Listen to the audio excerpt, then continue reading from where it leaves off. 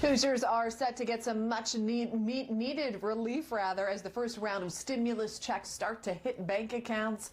Good evening, everyone. I'm Brooke Martin. And I'm Phil Sanchez. Thank you for joining us this evening. There is still a lot of questions about when and how much money to expect. News 8's Jenny Drasler spoke to the experts and has a breakdown of what you need to know. She joins us now live in downtown with the very latest. Jen?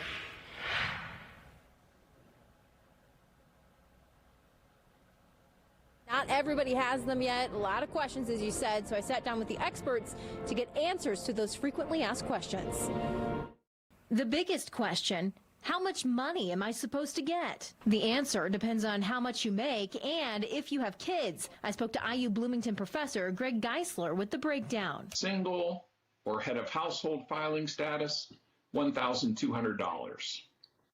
If you're married and file one joint tax return with your spouse, then $2,400. Either way, you get an additional $500 per qualifying child under age 17. The next question: how is it determined when you get your stimulus check? Geisler says there's really no rhyme or reason when somebody gets their stimulus check. All they've said is they're going to send it out in the next few weeks if the tax return you've already filed has direct deposit bank account information. Up next, will the stimulus check come off next year's tax return? Geisler says no, and that's a good thing, as it's something you won't be penalized for next year. That's the most favorable type of tax credit, fully refundable. Even though it goes on your 2020 tax return as a paid in advance refundable tax credit, they won't take any of it back if your 2020 income is higher. Our last question: do my taxes have to be filed for this year in order to be eligible? Geisler says no. The IRS goes by 2018 or 2019 tax returns and says if you haven't filed, the IRS will then use Social Security information. And even then, there's still another way you can get the check: by going to the IRS's website. Click on